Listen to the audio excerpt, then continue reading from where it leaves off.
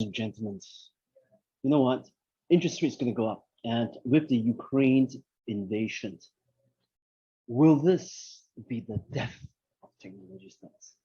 Well, at GCP Global, we don't believe so, and we think that you should be riding on tech stocks, especially now that in bearish now is one of the best opportunity. In fact, in our last write-up, which is basically what we have seen here, yes, this is entitled "Tech Stocks Being Bearish. Is it time to double up?"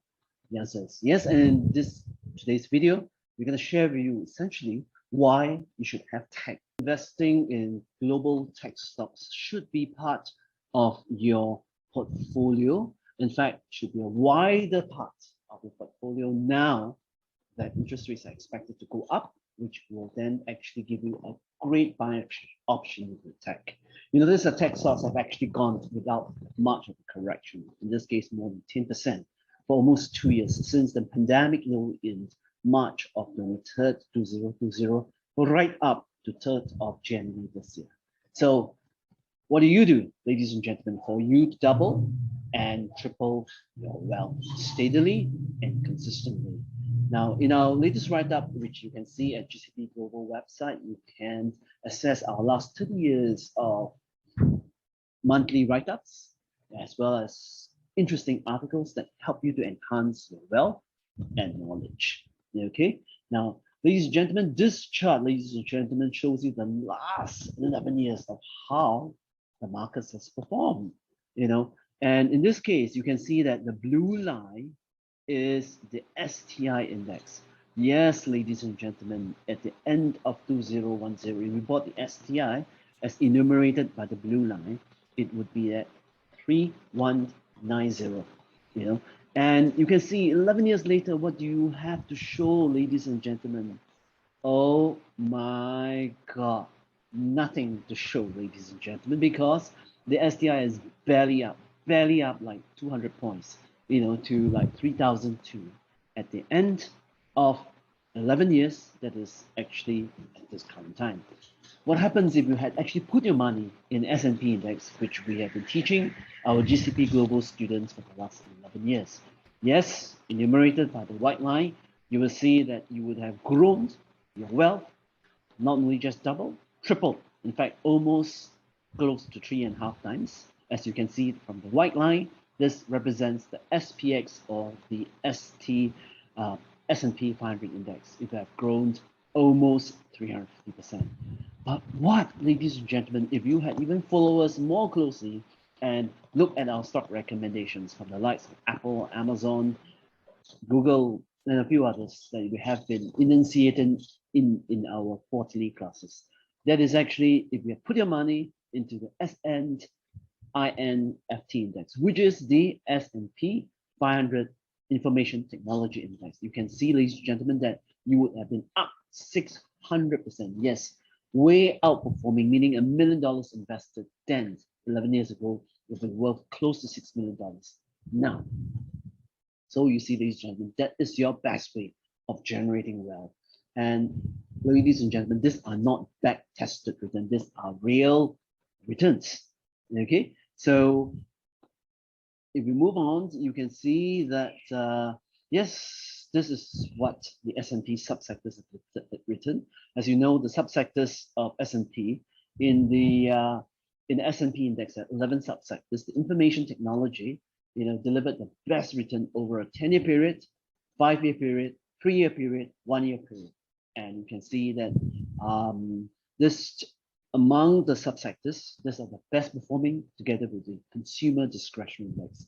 But you may ask, what actually constitutes the S&P 500 index? Well, let's take a step back. Okay, if you look at the XLK for short, the S&P 500 information tech sector, you can see that Apple, Microsoft constitute the best performance. In our classes, ladies and gentlemen, we noticed that for those who are following us, Microsoft is a key holder for the last century, decade. Apple, well, we got on board on Apple together with when we were quite surprised when Warren Buffett actually bought into it in 2014, increased its stake 2016. So we jump on the bandwagon in our classes we share based on the ROIC metric ROE metric, and a few other metrics that we watch closely and apply closely in our classes, why Apple was a good and great stock way back in 2014, 2016. And voila, you can see in the last 5 years, it has actually shown that the case. Now, NVIDIA is a chip company, ladies and gentlemen, together with AMD as well as Micron, which is our other picks. Last year, they did very well because of the chip shortage. Now, then again, how were we able to identify those stocks before they ran out? Mind you, ladies and gentlemen, running up means going up 300% in less than 3 years. In this case, for NVIDIA, it was even up close to 600% in the last 8 years. Now, that's the kind of stocks that you want to have in your portfolio to be able to double and triple or even quadruple or sextuple your wealth consistently and in the years to come.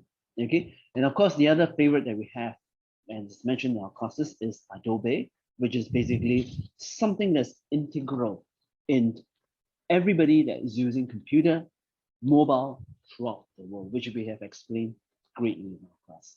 So let's move on. You can see, for example, for Microsoft as in my write-up. Yes, ladies and gentlemen, this is in my latest write-up. So go to GCP Global website and go to this particular website. You can see and read for yourself.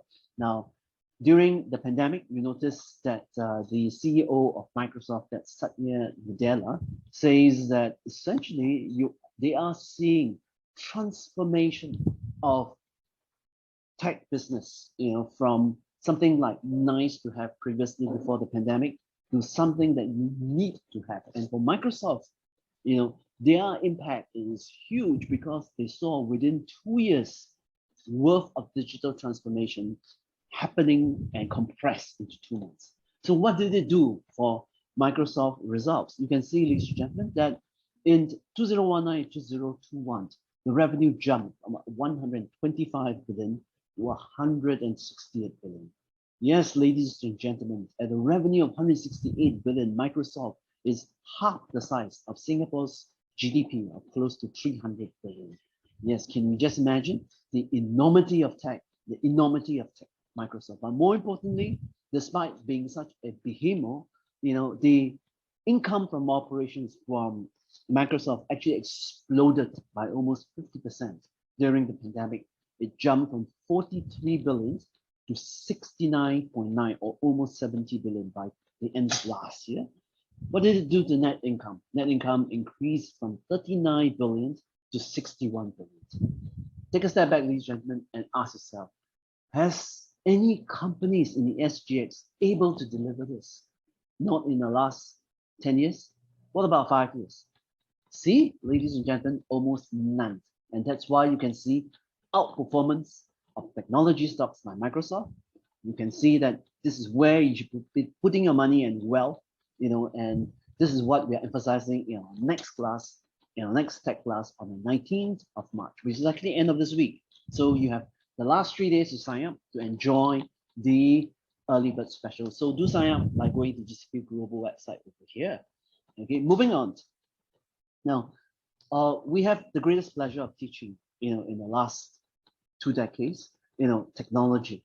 And over the years in Jakarta or Malaysia, Singapore, Korea, Japan, we have hordes of students that have been coming out to us because they know that our goal is to be the one service that combines all aspects of successful investments. So we do seminars, we do technology, we do real estate investment trusts, and we've done very well, thanks to your support. So in our upcoming class that's coming up on this Saturday, which you can sign up, we are going to talk about a couple of misconceptions on the stocks, which you hear and read from the press, and then you'll be confused, because everybody is saying that, but mind you, not everybody is saying or giving you the right perspective or in the right context. So in our classes this Saturday, we're going to talk about, is tech stocks earning, will they really be negatively impacted by interest rates? We give you the reality, because interest rates going up or war in Ukraine is not new to the market. In the formulation of S&P since 1926, right up to currently, that's almost 100 years. We have 96 years, where the markets have been impacted by a few episodes of rising interest rates. In fact, in our last write-up, we did say that corrections happen once every 2 years in the history of the S&P, going all the way back in the last 70 years. You can read this in my last article. Then we're going to talk about whether tech stocks are really risky. Now, is it risky because of the volatility of the earnings or the volatility of the stock price movement? Mind you, if it is the latter, that is actually volatility of a stock price movement. If you actually get in the right pricing, that's where you make a lot of money. And that's what in GCP Global, that's where we concentrate our focus on. Then we talk about other things like, is tech stocks really overvalued? Or have they been overvalued for a long time? But really, if the big funds like Pershing Square, Warren Buffett, and a few others, top funds like Stanley Druckenmiller, if you look at the 10F filing, 10K filing, you notice that or rather 13K filing, you notice that the bulk of their positions are into technology stocks. So people are missing something here, the big picture, or the correct picture. So at GCP Global classes like this Saturday, we're going to address that for you. Then, of course, we look at another misconception by the market, that is tech is expensive. So don't jump on the bandwagon. God, if you've missed out on the bandwagon in the last quarter, last decade, as you saw in my previous chart, you notice they have missed out 600% of return. Gosh, if you are doing an introspection and asking yourself, where do we be making money in the next coming year, next coming 3 years, 5 years, then maybe for a start, you may want to attend a class and get a better perspective of where to start and how to start, especially, when, to what extent do you be jumping in the bandwagon and how heavily should you be coming onto the tech bandwagon, okay? Then the next thing we do is that, yes, in our classes, we try to answer difficult questions, not the simple ones, okay? That is, while it is difficult to ascertain a tech stock intrinsic value, how do we then value a good tech stocks, and how do we know which is a good range of valuations to be jumping in? So once again, ladies and gentlemen, thank you for listening to this week's video. Do join us for our class. Do sign up over here, and you have 3 days to enjoy the early bird special. So join on and basically come on and join us on this. And once again, if you like today's video, please subscribe. Recommend a friend. Stand a possible chance of winning a lucky prize at the end of March. If you actually send us a email at gcpglobalsg@gmail.com, telling us your name, the friend that you recommend has become our YouTube subscriber. So till then, next week, and happy investing, ladies and gentlemen.